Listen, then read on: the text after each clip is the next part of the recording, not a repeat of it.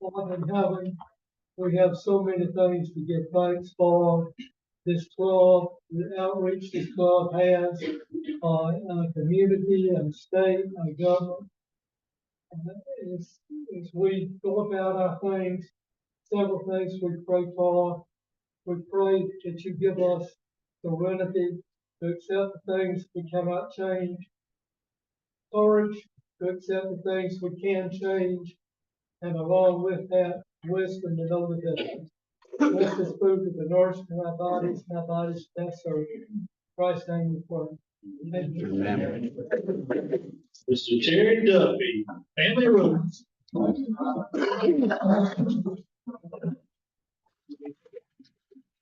you, President Rick. Hope everybody's having a great Monday. Good afternoon to you. Nice to have the list of governors of Howard. We're excited you're here today with us. Let's celebrate some birthdays. Adam Williams on September the 2nd. Greg Hendricks, September the 3rd. Rosemary McKibben on September the 4th. And we have a pair to celebrate on the 5th. Chris Pruitt and Jerry Atkinson. And anniversaries, Donna Tomlin and Jeff on August 31st, along with Stevie Sauls and Denise. And then Joseph Johnson and Hope on September the 6th. Hope you all have a fantastic week.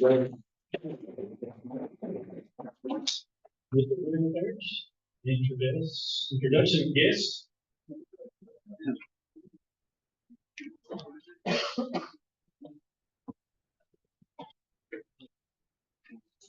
All right, good afternoon. We are happy to welcome our guests and visiting Rotarians today. When I call your name, would you please stand and remain standing until all visitors are recognized? First guest is Rick Chapman, a guest of Arthur Gardner. Tara Grant, guest of Wes Grant. Sandy Henry, guest of Kirk Davis. And Tim Goodwin, guest of L. Goodwin. All right. Are there any other visitors we may have missed? Yes, Starla. I'm the chief appraiser of the Revenue Commission's office. Excellent. Good to see you this morning. Thank you so much, Starla. All right. Thank you all very much. Thanks for your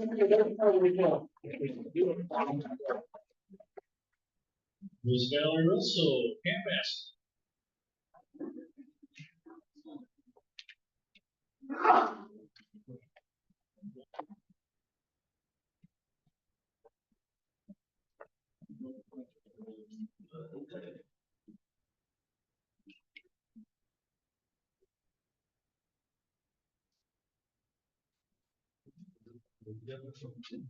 For 1,275 tons.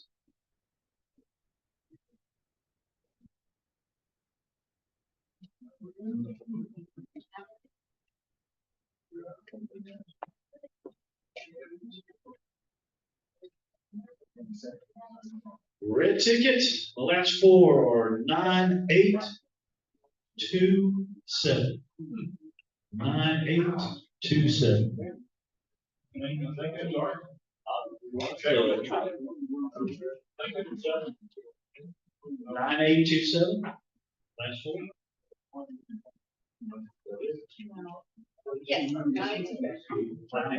Yes, yeah.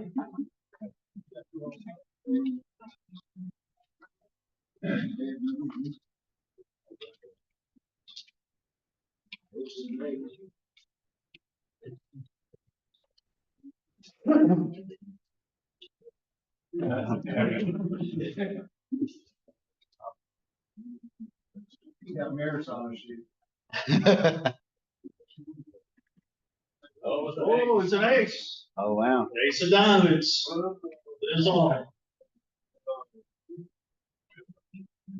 Hey, Arthur. Arthur. You just thought you were going away. You have an announcement on. You're upset. Let me call Rick Chapman to the podium, please, make an announcement. Fundraiser Boy Scouts have coming up October 4th. Thank you, Arthur. Great to see everybody. Just wanted to come out. If you look at your table, you'll see a couple of flyers there for our annual golf tournament. I know a number of y'all participate in, and love the opportunity just to say thank you. just mention that it is coming up again. We always have a great time out there. And, we'd love for you to put in a team if you're a golfer. If not, there's tons of opportunities on the back for whole sponsors and other things. Do want to highlight the community sponsors that some of y'all do, to where we have teams from the Dothan PD and fire department come out and they play. Makes all the difference to them. They have such a good time out there. So really want to appreciate y'all for helping make that happen, helping us recognize the first responders. Thank you so much.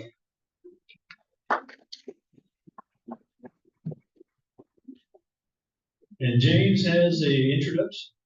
Yes, speaker.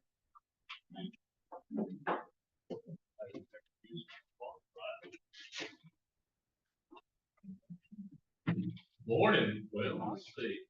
Is this loud enough for me? Can you hear me now? Who remembers that commercial? Well, that means something. Oh, all right. We're glad to have with us today our 2024-2025 Rotary District Governor, Howard Eddy, who is obviously a huge Rotarian cheerleader and strives to live up to his own take on this year's annual theme by adding all in to the magic of Rotary.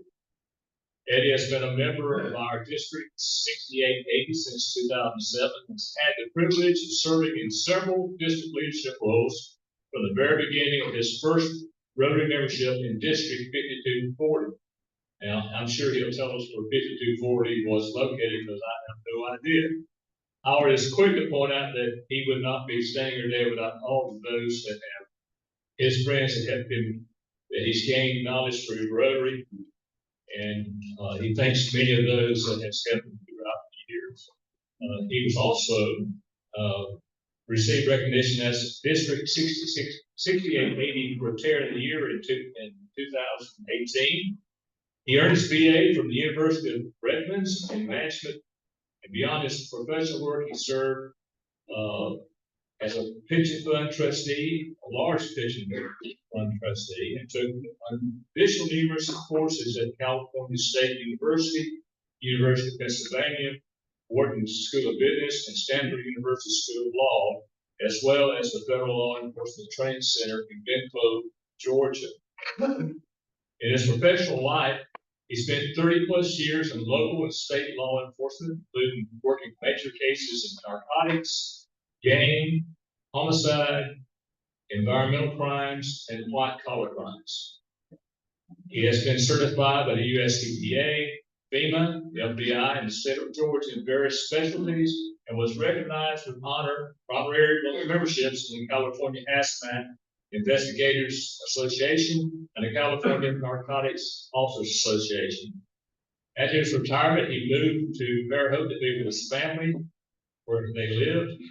And at that time, he managed many HOAs, was hired as the first executive director of the Baldwin County Community Corrections, and he later served the state of Alabama as the administrative chief for the support staff of Alabama's 28th Judicial District.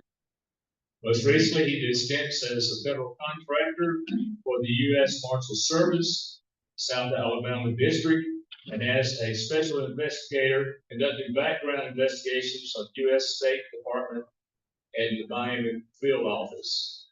He is a past president of the Rotary Club in Fairhope, and both his now adult sons participated in local Interact clubs, and his younger son served as president of the Rotary Club of Ole Miss while attending there.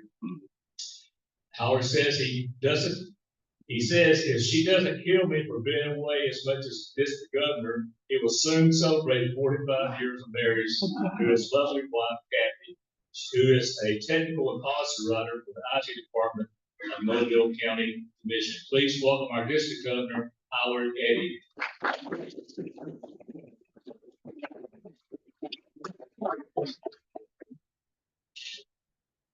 I'm gonna go down in front if I can. Is that all right?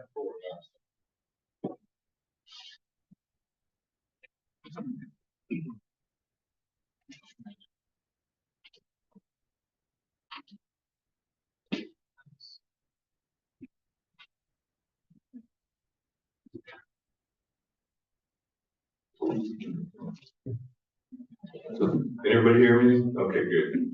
This is a very distinguished group, as you know, President, and I understand he prefers to be called by Keith, but I had it down as Donald, so, President Rickard, AG James, past district governors, Bob Rudder, Doug Goodwin, and Bruce McNeil, Mike and Sheila Hazar, the Sheriff Donald Valenzuela, Adam Williams, and several others have participated in district things.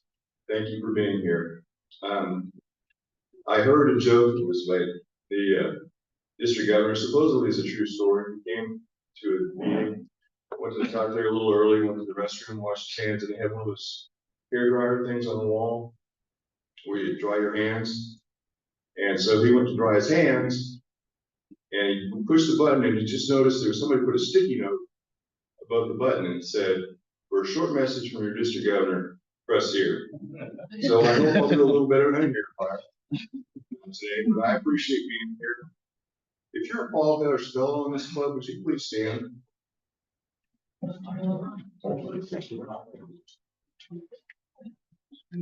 Thank you very much. This club is amazing. Last time I was here, we were presenting Civic High Awards. It's pretty amazing. What you do with that, what you do with Camp Aska is greatly appreciated as well. So, James, are you ready? Yes, sir. All right, I've got a short video just to kind of set the tone and give you an insight into what the rest of the night I'm going to talk about.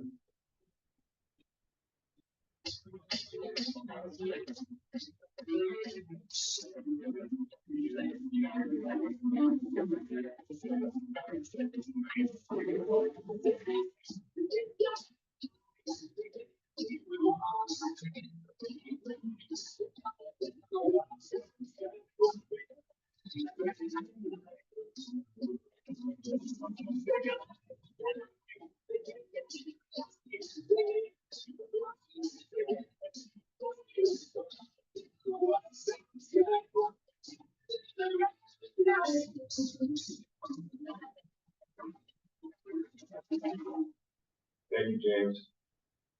While you're still standing, if you would come up here.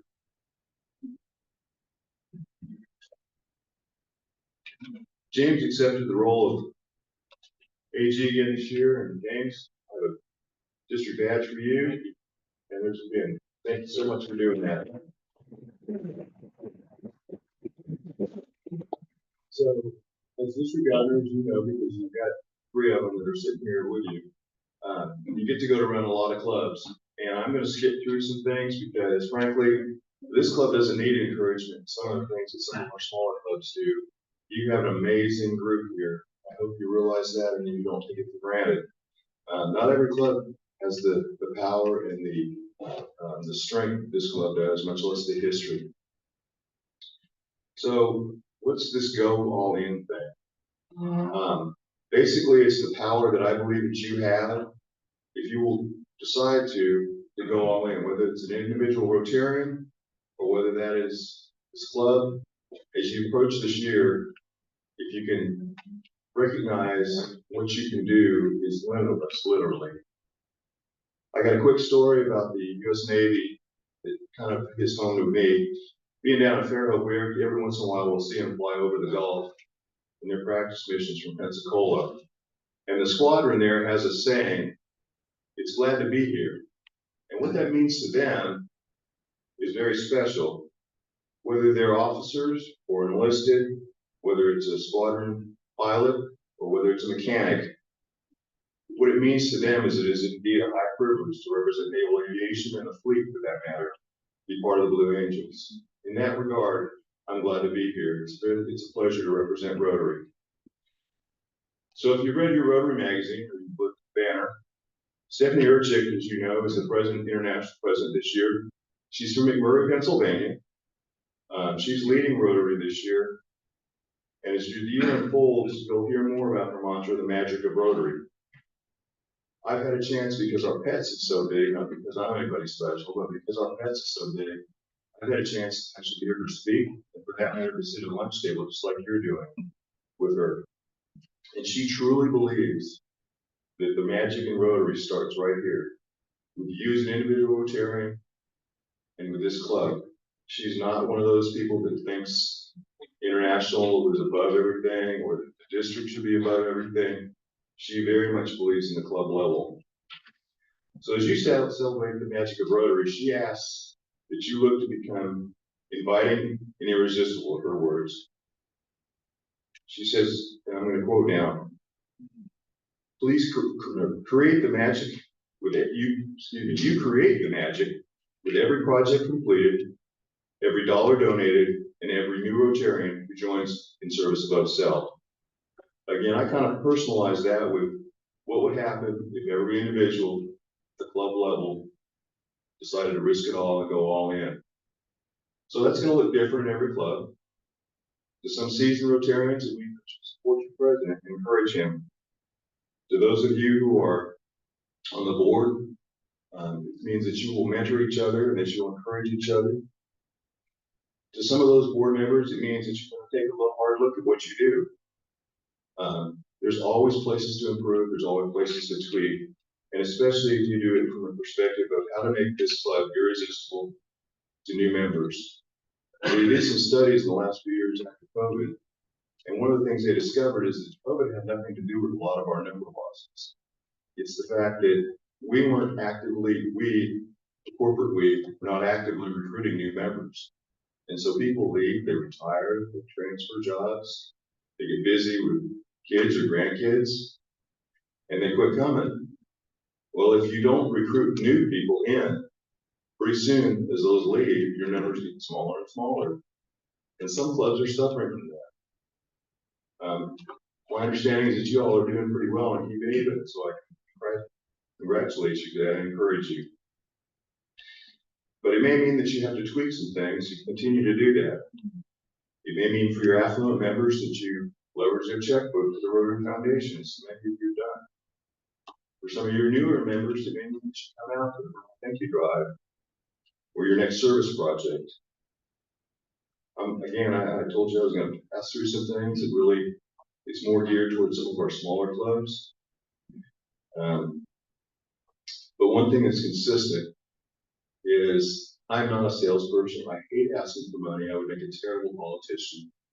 I just have never been that. I had a paper route when I was real little. That's as far as I got in sales. My kid, on the other hand, the younger one, went to Ole Miss. He could sell ice to Eskimos. When he was playing high school football, they were challenged. They had a little discount card for some of the local merchants, and they were supposed to sell, I think it was like 6 or 8 each player. He sold 80 of them. And the coach, so much so that the coach had to come back the next year and tell the freshman how he did it. But he's just, some people are just good at that. But whether you're good at that or not, I would encourage you to remember the ask. Do you remember who asked you to be a Rotarian? Think back for a minute. Who was that person? Do you remember? I'm getting a couple of nods. If they hadn't asked you, you wouldn't be here. If I hadn't been asked, I wouldn't be here. And so the ask really is important. I would encourage you, don't ask them to a Rotary meeting. Ask them to lunch. If you have your outlaw group that meets in the evening, if you want to invite them to that. Your Tuesday group, maybe today's not a good day for them. Stephanie Urchik tells a story of her club, and they were a lunch club, just like y'all. They were about 35 in number. This is way before she got in line to be international president. She says that her club board had a little roundtable thing. They went through what we're doing, what we can improve, kind of thing.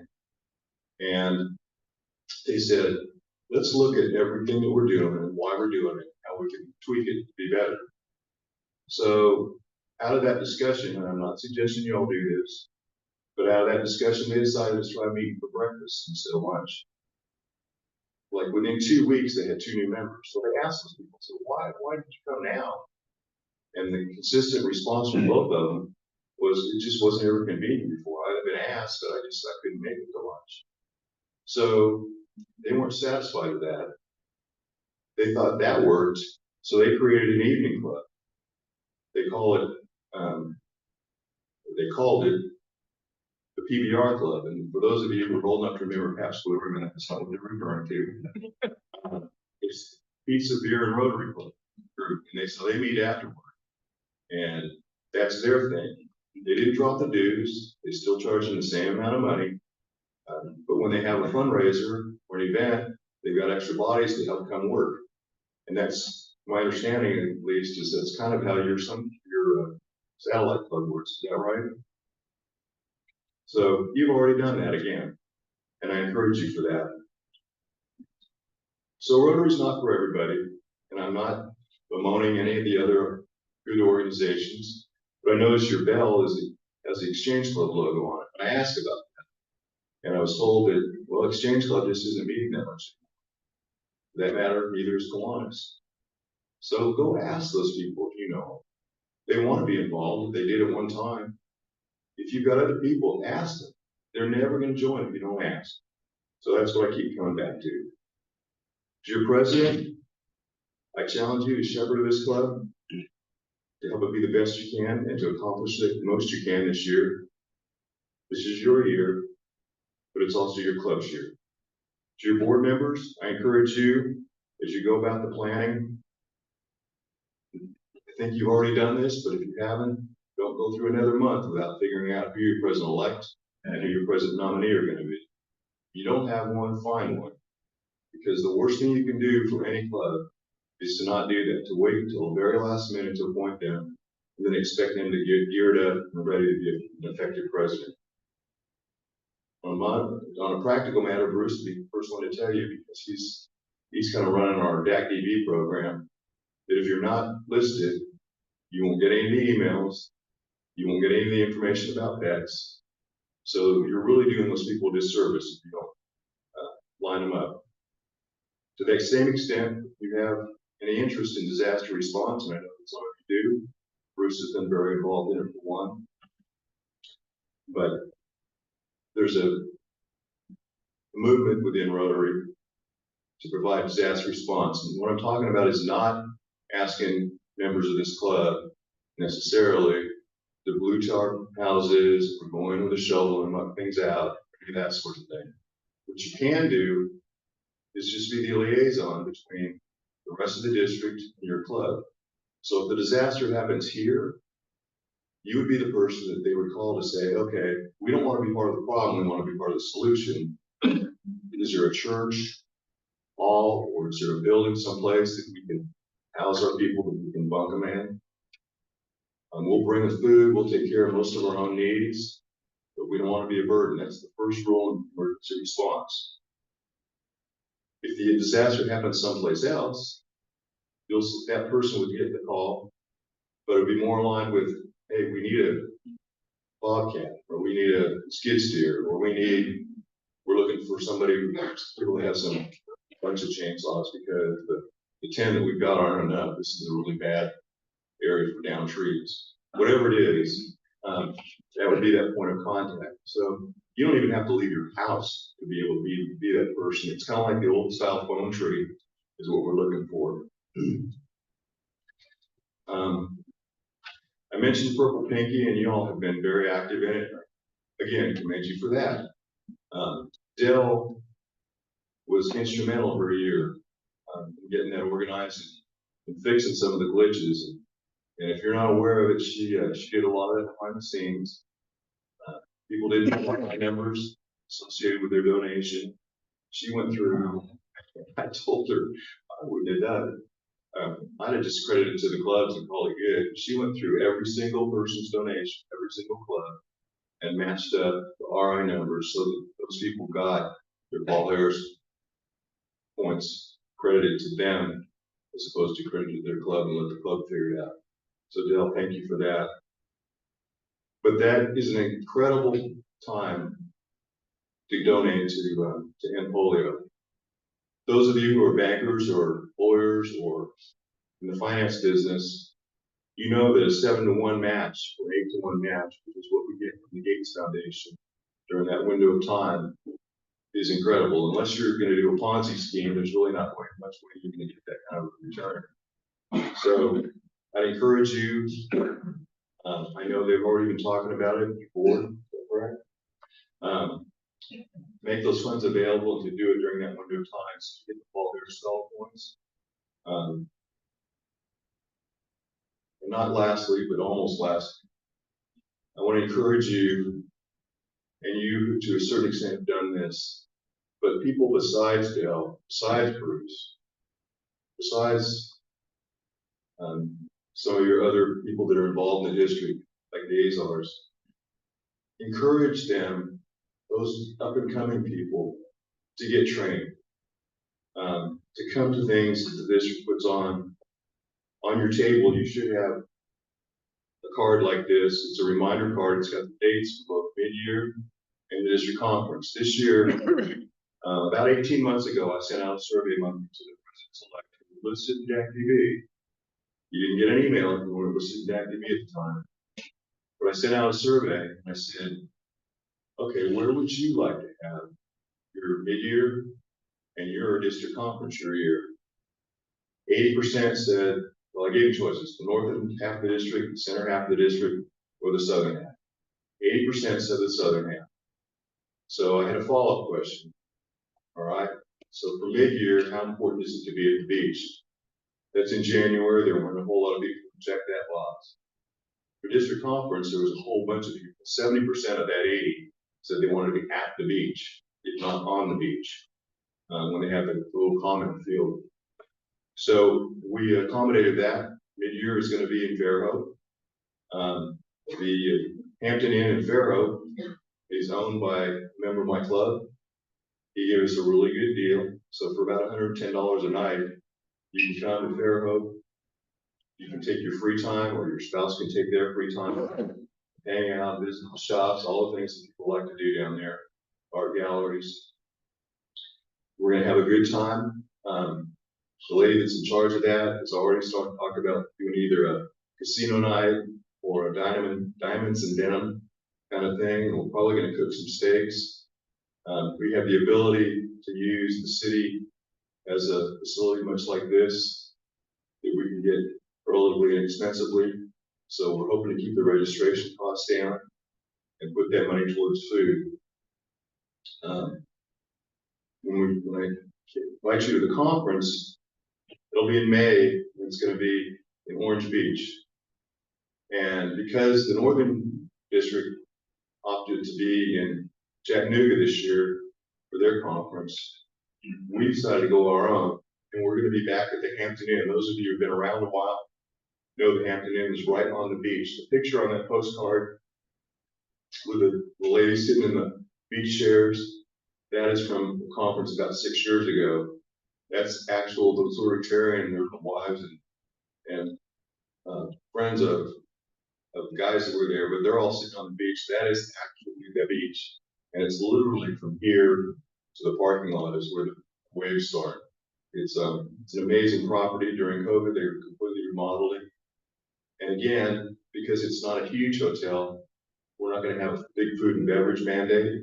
So we're going to try to put that towards keeping the registration costs down and having putting that towards the food that we serve. So we're talking about our sheriff. I know your sheriff is a member of your club. I don't think he's here today. But our sheriff is just retiring. His club is big on doing oysters. So they're going to do grilled oysters one night. We'll probably do a seafood boil. So we're going to have a lot of fun, and the food will be great. And that's in May, and again, it's right on the beach. So we got a rate of about $200 for those nights, and again, that's right on the beach. So those of you who are familiar with Orange Beach, that's dirt cheap. That's about as cheap as you can get beyond the beach. So plan for that. Take those cards home, put them on the refrigerator, show them to your significant other. Talk to your boss about getting that weekend off. Budget for it, whatever you need to do. Come down and have a good time at the beach and enjoy the fellowship of Rotary on a district level that you do here in this room every week on a club level. I have pretty much exhausted things I really wanted to share with you. I was given a little piece of advice. They said, don't talk too long. So I decided I would take that advice up and try not to do that. You know, the old joke is people at Rotary Club, it's like, oh yeah, the district governor's coming this week. That'd be a good week to miss. So I get it. And I appreciate those of you that came. So with that, Keith, I have something for you. And if you will be all in with me, I left some buttons on the table. Take that with you, put it on your lapel. You know, everybody kind of knows, a lot of people know what the Rotary logo is, but you'll be amazed how many people will ask you, what is all in me? And they'll give you the opportunity to tell them about your club, tell them about joining Rotary. So use it.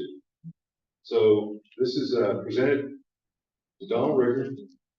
Be it known by all concerned that hereafter, President of the Rotary Club of Dothan is hereby confirmed and entrusted as a Rotary magician with all the rights, privileges, and powers to go all in 24/25 and invoke the magic of Rotary.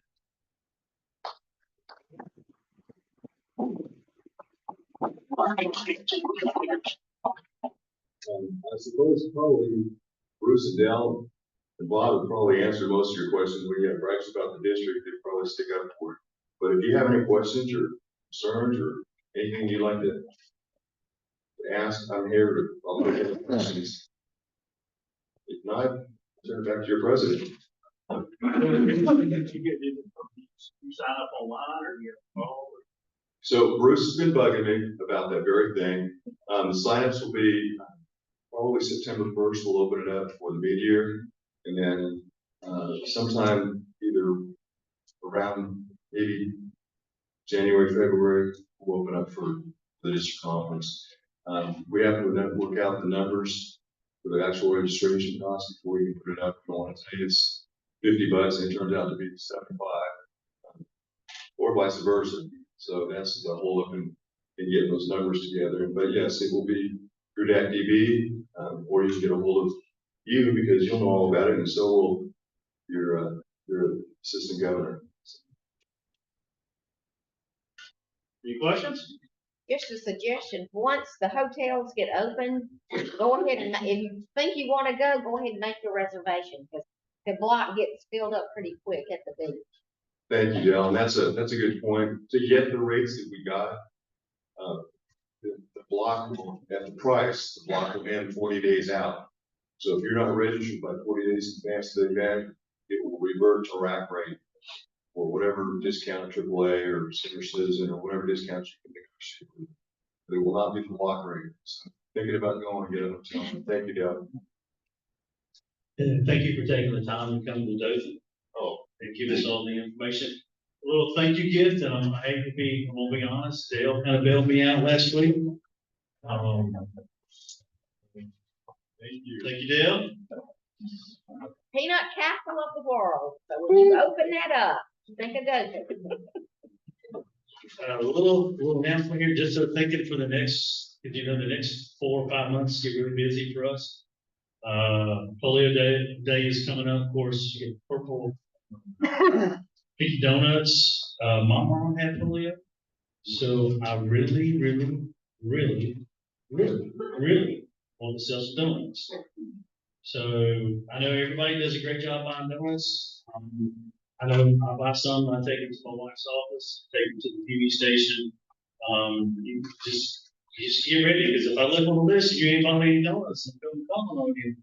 If somebody else isn't, so I'm coming to you.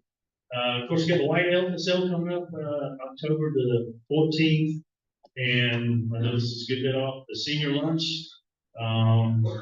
which you all know we all get involved in, is December the 16th. So this is December. I'm just giving you a heads up. Way before Christmas. Usually the senior lunch, you know, is right around the area where we're doing stuff. Kids gifts, the HR and sanitation, stuff. So just give you a little something to think about over the next few weeks, months, and it is football season. And I'm not going to say War Eagles, so. I hear you. Next board meeting for board members is September 16th, and we are off next week. just a reminder, so if you show up, I don't think anybody's gonna be here. So we're off next week. So September the 9th, we'll be meeting in Lake Patterson from Pine Dothan will be our guest speaker. And, let's stand for the four-way test. The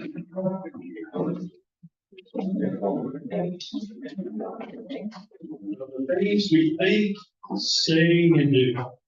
Is true. It's fair to all concerned.